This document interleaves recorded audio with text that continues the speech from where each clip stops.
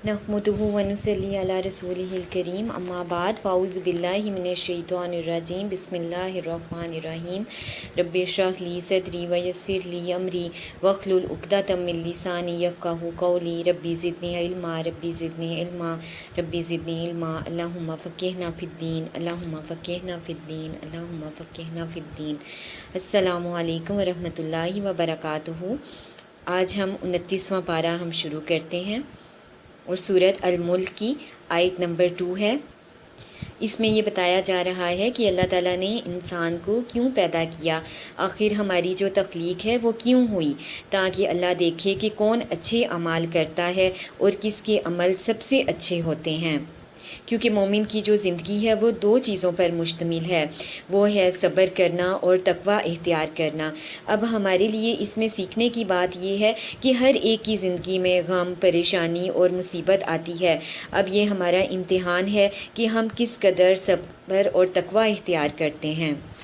आयत नंबर 10 में है कि जहन्नमी हसरत करेंगे और कहेंगे, काश हम सुनते या समझते तो हम न होते भड़कती आग के साथियों में से। अब हमारे लिए इसमें सबक है कि क़यामत के दिन हम हसरत से बच जाएं।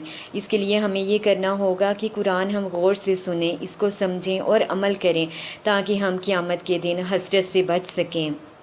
आयत नंबर 12 में है, इस आयत के मुताबिक अल्लाह ताला को हमारा किस तरह का तकवा चाहिए।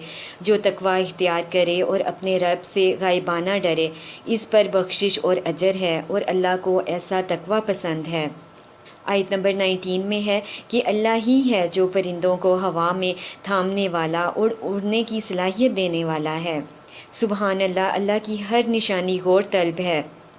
आयत नंबर 30 में भी गौर तलब बात है कि पानी पर गौर करने को कहा गया है कि अगर ये पानी ना रहे तो किस तरह पानी आएगा और कौन है जो पानी बहा कर लाएगा। बेशक अल्लाह ही की ज़ात है। आयत नंबर 4 सूरत अल-कलम की आयत नंबर 4 से हमें मालूम होता है, इसकी तफसीर हम देखें तो हमें मालूम होता है कि आप सल्लल्लाहु अलैहि वसल्लम ने कभी अपनी ज़ात के हवाले से इंतकाम ना लिया सवाए दीन के काम के, और 2 मुश्किल कामों में से आप सल्लल्लाहु अलैहि वसल्लम ने हमेशा आसान काम को इख्तियार किया। आयत नंबर 28 में है कि हर काम के इंजाम तक हमारा अमल कैसे हो, हर काम के इंजाम तक तस्बीह करते रहें, हर गम, दुख, तकलीफ़, परेशानी में तस्बीह करें और बाद में भी करते रहना चाहिए। आयत नंबर 31 में लफ्ज़ सरकशी इस्तेमाल हुआ है। अब सरकशी क्या है कि तरीका गलत होना, अंदाज़ का गलत होना, ज़्यादती का रवैया इख्तियार करना, ये सरकशी है। आयत नंबर 42 से हमें मालूम होता है कि शिर्क करने वाले क़यामत के दिन सजदों से महरूम होंगे, क्योंकि ज़िंदगी में उन्होंने शिर्क किया, अल्लाह की ज़ात को सजदा ना किया, लिहाजा क़यामत वाले दिन भी वो सजदों से महरूम कर दिए जाएंगे।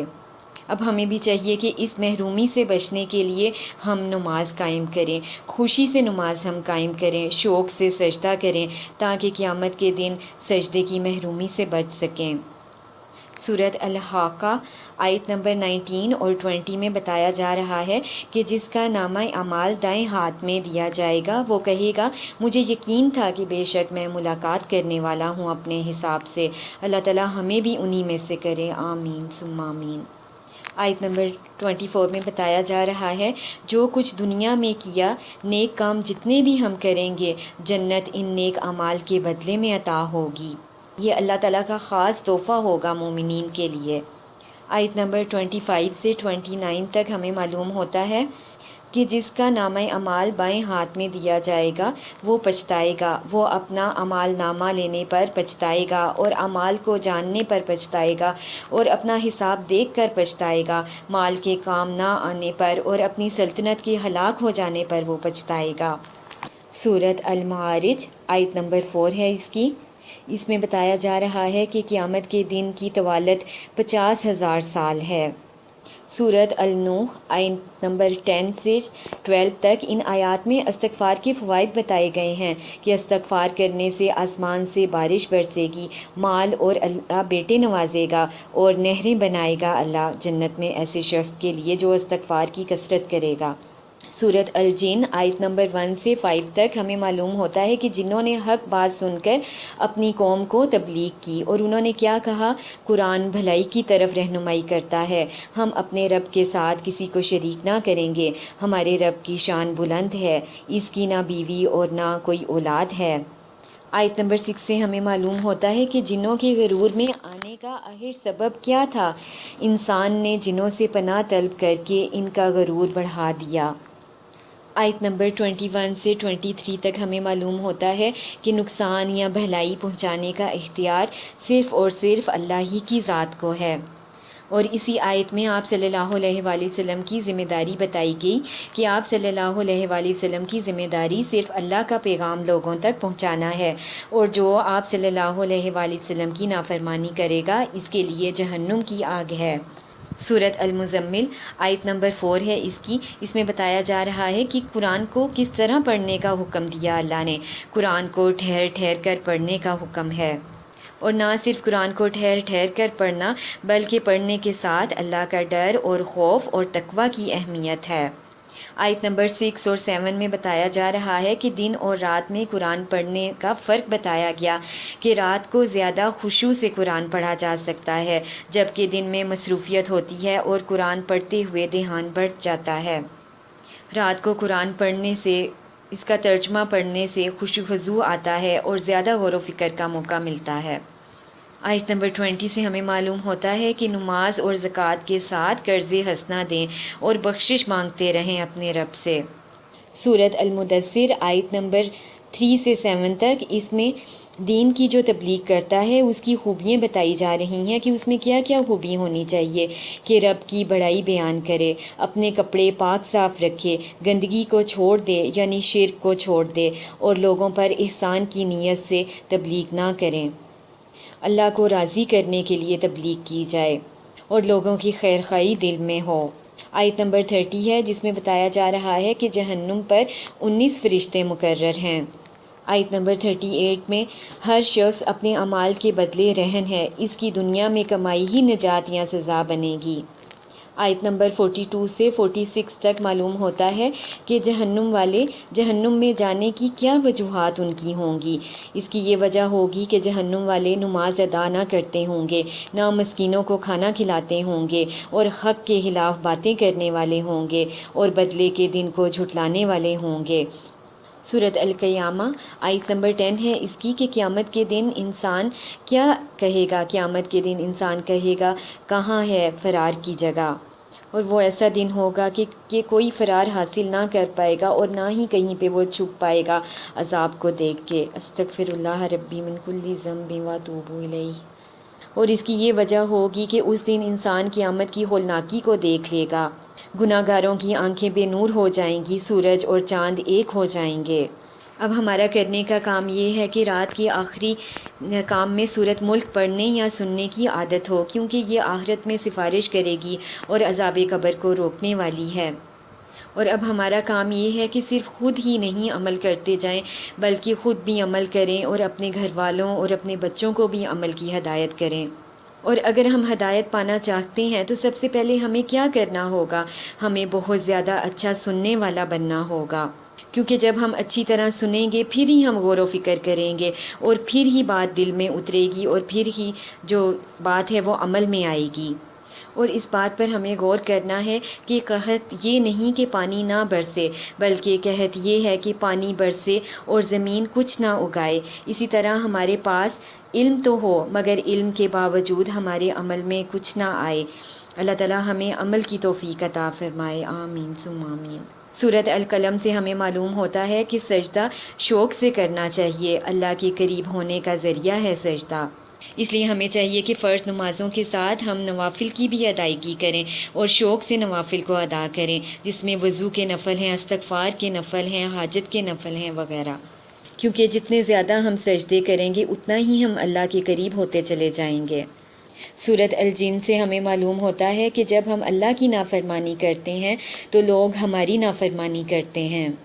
سورۃ المزمل سے ہمیں معلوم ہوتا ہے کہ چاہت اور کوشش سے توفیق ملتی ہے، جتنی دل میں چاہت ہوگی اور جتنی وہ کوشش کرے گا اتنی ہی توفیق ملتی چلی جائے گی انشاءاللہ۔ اور ہمیں یہ بھی معلوم ہوتا ہے اس صورت سے کہ تہجد پڑھنے کے باوجود بھی انسان سے غلطیاں ہو سکتی ہیں۔ اچھا طریقہ بس یہی ہے کہ ہمیشہ توبہ کرتے رہیں، استغفار کو اپنا معمول بنا لیں۔ اور ایک تبلیغ کرنے والے کا کام یہ ہے کہ لوگوں میں اللہ کی محبت پیدا کرے وہ، اور ایسی وہ تبلیغ کرے جو ان کے عمل میں بھی آئے اور ان کی زندگی بدلے، ان کی شخصیت بدلے۔ اسی طرح ہم نے اپنے ایمان کو مضبوط رکھنا ہے، کیونکہ ایمان اور یقین کی کمی جو ہے وہ آخرت کو بھلا دیتی ہے۔ جتنا انسان کا ایمان مضبوط ہوگا اتنی ہی وہ آخرت کی تیاری کرے گا، اپنی قبر کی وہ تیاری کرے گا۔ اب ہم نے اپنا جائزہ لینا ہے کہ دیکھیں ہر ایک کی زندگی میں کوئی نہ کوئی غم، پریشانی یا تکلیف یا کوئی بیماری ہوتی ہے، لیکن ہم نے یہ سوچنا ہے کہ اس تکلیف کو، اس بیماری کو کتنا عرصہ گزر گیا ہے، اور ہم نے دنیا میں آنے کا اپنا مقصد نہیں بھولنا۔ ان تمام چیزوں کے ساتھ ہم نے اللہ کی عبادت کرنی ہے، ہم نے اپنی آخرت کی تیاری کرنی ہے، کیونکہ یہ تمام چیزیں زندگی کا ایک حصہ ہیں۔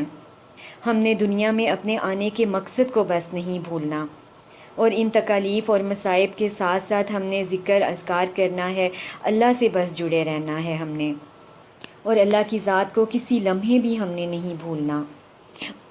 اور ہم نے اپنا یہ جائزہ لینا ہے کہ نبی کریم صلی اللہ علیہ وآلہ وسلم دو کاموں میں سے ہمیشہ آسان کام کو اختیار کرتے۔ اب ہم نے یہ دیکھنا ہے کہ کیا ہم خود کو مشکل میں ڈال رہے ہیں یا ہم آسانی کی طرف آتے ہیں، اور ہم نے اپنا یہ جائزہ لینا ہے کہ کیا ہر کام کے شروع کرنے سے پہلے میں اللہ کا نام لیتی ہوں، اور جب تک وہ مکمل نہ ہو جائے میں اللہ کا ذکر کرتی رہتی ہوں، اور کیا بعد میں بھی میرا ایسا ہی شکر کا رویہ ہوتا ہے، اور میری زندگی میں سجدوں کی کتنی اہمیت ہے، کیونکہ جو دنیا میں رہتے ہوئے سجدوں سے محروم رہا، قیامت والے دن اللہ تعالیٰ اس کو سجدوں سے محروم کر دے گا۔ اور ہم نے اپنا یہ جائزہ لینا ہے کہ اعمال نامہ دائیں ہاتھ میں لینے کے لیے میں کتنی کو کوشش کر رہی ہوں، اور ہم نے اپنی تلاوت پر غور کرنا ہے کہ میں قرآن کو کس طرح میں پڑھتی ہوں، کیا میں اس کو ٹھہر ٹھہر کر پڑھتی ہوں یا پڑھتے ہوئے اللہ کا خوف میرے دل میں ہوتا ہے، اور میری زندگی میں قرض حسنہ کی کتنی اہمیت ہے۔ اور ہم نے اپنا جائزہ لینا ہے کہ اہل جہنم کے جہنم میں جانے کی وجوہات جو ہیں، کیا وہ وجوہات مجھ میں تو نہیں، یا میرے گھر والوں میں یا میرے بچوں میں یہ وجوہات تو نہیں کہ وہ نماز نہ قائم کرتے ہوں گے اور نہ مسکینوں کو کھانا کھلاتے ہوں گے، اور وہ بحث کرنے والے یعنی حق کے خلاف وہ باتیں کرتے ہیں اور بدلے کے دن کو جھٹلاتے ہیں، یعنی آخرت کی ان کو فکر نہیں ہے۔ تو یہ تمام وجوہات جو ہیں ان پر ہم نے غور و فکر کرنا ہے اور اپنا جائزہ لینا ہے کہ یہ وجوہات کہیں مجھ میں تو نہیں۔ اللہ تعالیٰ ہم سب کو عمل کی توفیق عطا فرمائے، آمین ثم آمین۔ اللہ تعالیٰ ہمیں ہدایت کو حاصل کرنے والا بنا دے، اور یہ ہدایت حاصل کرنے کے لیے اللہ تعالیٰ ہمیں اچھا سننے والا بنا دے، آمین ثم آمین۔ سبحانک اللہم و بحمدک، اشہد ان لا الہ الا انت، استغفرک و اتوب الیک۔ السلام علیکم و رحمۃ اللہ وبرکاتہ۔